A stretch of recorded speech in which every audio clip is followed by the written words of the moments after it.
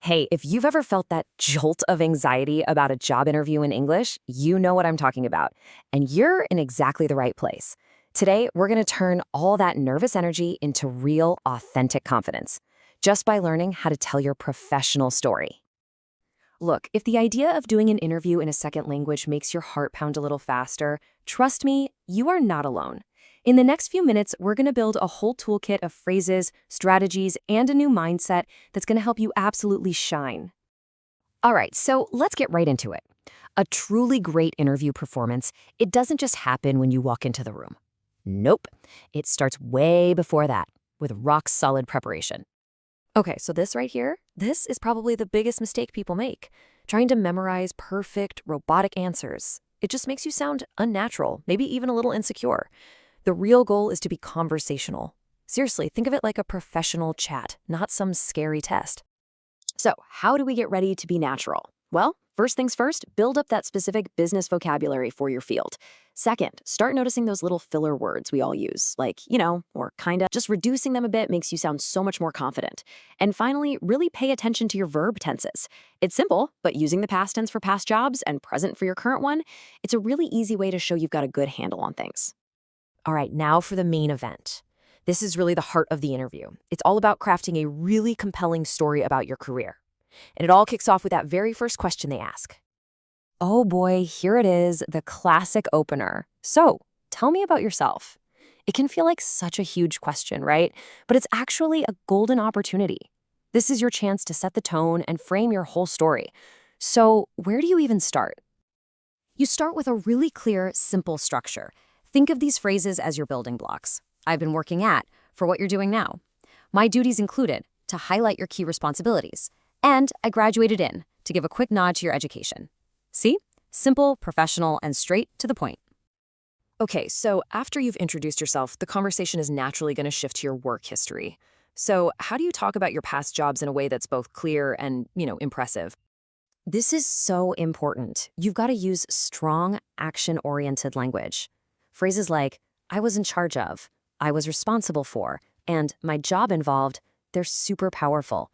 Why? Because they don't just list tasks, they show that you took ownership and had real responsibility. Awesome. So your story is structured. Now let's start filling up our toolkit with specific phrases for some of the most common questions you're probably going to get. So when an interviewer asks about your specific experiences, what they're really asking is, what can you do for us? This is your moment to connect your skills directly to what they're looking for in the job description. You have got to start your answers with confidence. I mean, instead of kind of hesitating, you can lead with these powerful, direct phrases like, I have experience in, or I am able to. These sentence starters just immediately project competence and set a really strong, positive tone for your whole answer. Let's just take this one, for example. I have a strong ability to find solutions. That sounds so much more impactful than just saying, I'm a problem solver, doesn't it? It's confident, it's direct, and it focuses on your ability to actually get results. It's not just about what you can do. Employers also really want to know who you are as a person, as a colleague. How are you going to fit into the team? So, how do you talk about your professional personality? So here are some really excellent ways to describe your professional character. I would say that I'm knowledgeable, shows your expertise. I always stay focused, shows you're reliable. And something like I'm a good listener, that's a huge and honestly an often underrated team skill. Okay, let's bring it all home. This is the final, crucial part of the interview where you connect all the dots and just spell it out for them, why you are the best person for this job. The strengths and weaknesses question. This is the one, isn't it? The one that trips so many people up. But the key is actually pretty simple. Be strategic, be honest, and show that you're self-aware. For your strengths, here's the trick. Don't just say it, prove it. Use a phrase like, my best asset would be, and then immediately follow it up with a real example. And for weaknesses, the formula is super simple.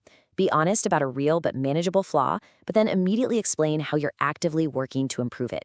It just shows maturity and a real growth mindset. All right, think of this as your closing argument. It's your last chance to summarize your value and make a direct pitch for the job. You have to be explicit here. Think of these phrases as a bridge, okay? They connect you directly to them. I would fit in well because links your personality to their company culture. I believe my background in links your past experience to their future needs.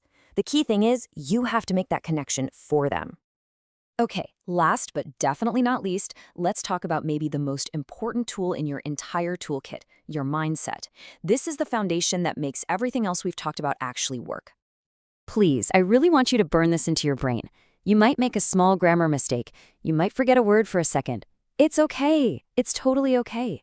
The interviewer is not looking for a perfect English speaker. No, this is what they're really looking for. Clear communication. That's it. Can you get your ideas across? Are they understanding you? Are you engaging? That is always, always more important than perfect grammar. So there you have it. You've got the tools, you've got the phrases, and you've got the right mindset. The only question left is, are you ready to go out there and tell your story?